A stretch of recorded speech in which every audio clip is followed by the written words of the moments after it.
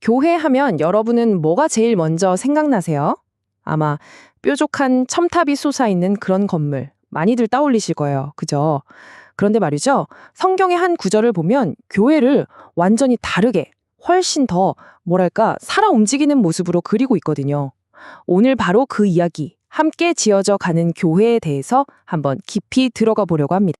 뭐 예를 들면 예배당, 십자가, 아니면 사람들이 모이는 곳, 이런 이미지들이 스쳐 지나가겠죠? 물론 다 맞는 말이에요. 근데 아마 대부분의 사람들이 가장 먼저 떠올리는 건 바로 이걸 겁니다. 네, 맞아요. 많은 분들에게 교회는 그냥 눈에 보이는 물리적인 건물이죠. 하지만 오늘 우리가 들여다볼 이 텍스트는요, 교회가 그런 건물이 아니라 그보다 훨씬 더 큰 무언가라고 이야기하고 있어요. 성경이 그리는 그림은 좀 다릅니다. 교회를 모여있는 사람들, 그리고 한 걸음 더 나아가서 함께 지어져가는 공동체로 묘사하거든요. 그러니까 딱 고정된 건물이 아니라 계속해서 꿈틀대고 움직이는 살아있는 유기체 같다고 할까요? 바로 이 표현, 함께 지어져가는 살아있는 집. 이게 오늘 이야기의 가장 중요한 핵심입니다. 이미 다 지어진 완성품이 아니라 지금 이 순간에도 계속해서 만들어지고 있는 과정, 바로 그 자체라는 거죠. 그럼 대체 함께 지어진다는 게 구체적으로 무슨 뜻일까요? 이 개념이 얼마나 혁명적인지 제대로 이해하려면요, 먼저 그 이전 세상이 얼마나 깊고 두꺼운 분열의 벽으로 꽉 막혀 있었는지를 알아야만 합니다. 그 당시 세상을 한번 상상해 보세요. 세상은 딱 두 부류의 사람으로 나뉘어 있었어요. 하나님의 약속, 그 언약 안에 있는 언약 백성이 있었고요.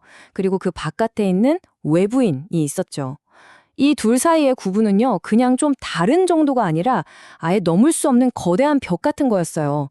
우리는 우리, 너희는 너희라는 인식이 아주 깊숙이 박혀 있었던 거죠. 이 텍스트는 외부인의 상태를 5가지로 쭉 나열하는데 이걸 보면 이게 단순히 사회적인 구분을 넘어서는 정말 깊은 영적인 소외감을 보여줘요. 그리스도도 없고 약속도 없고 소망도 없고 심지어 하나님도 없는 상태. 그야말로 세상 모든 것과 완전히 단절된 존재였던 거예요. 아니, 이렇게 깊고 거대한 분열의 벽을 대체 뭘로 허물 수 있었을까요? 텍스트는 이 모든 걸 뒤바꿔 놓은 단 하나의 아주 결정적인 전환점을 우리에게 보여줍니다.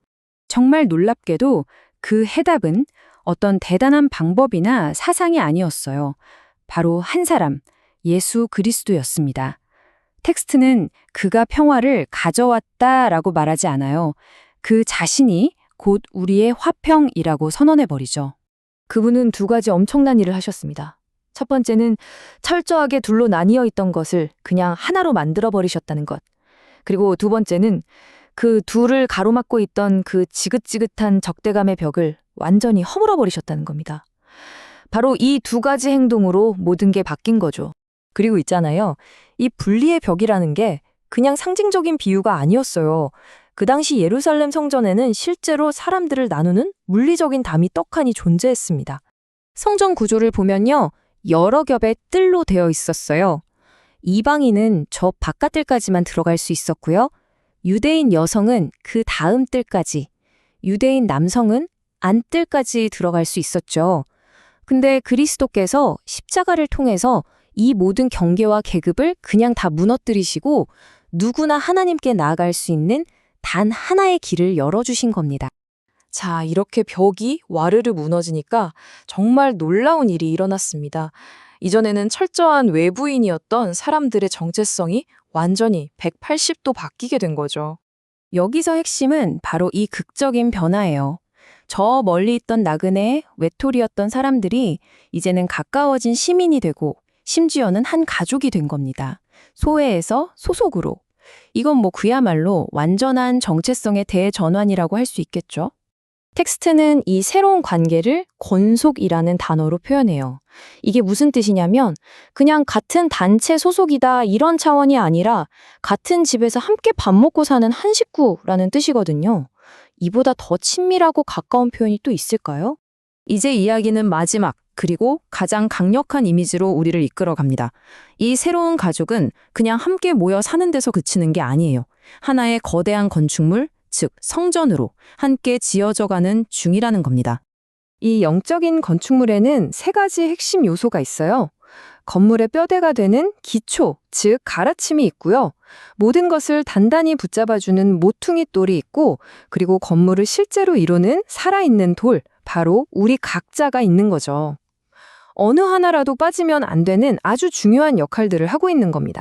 특히 이 모퉁이 돌은요, 건물 전체가 삐뚤어지지 않게 기준을 딱 잡아주고 모든 돌들을 하나로 연결해주는 가장 중요한 부분이라고 할 수 있어요.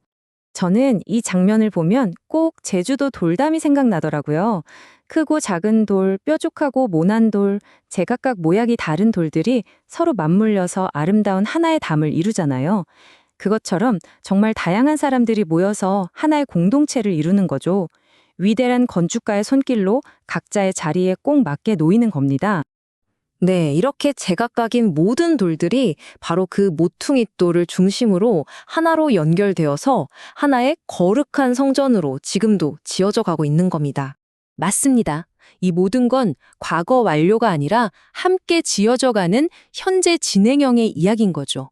그리고 그 최종 목적지는 바로 하나님이 우리 안에 거하실 수 있는 신성한 처소가 되는 것이고요. 그래서 이 이야기는 결국 우리 자신에게 하나의 질문을 던지면서 끝을 맺습니다. 이 성전은 아직 미완성입니다. 그렇다면 지금 이 순간 우리는 어떻게 그 안에서 함께 지어져 가고 있을까요? 그리고 그 거대한 건축물 안에서 나의 자리는 과연 어디일까요?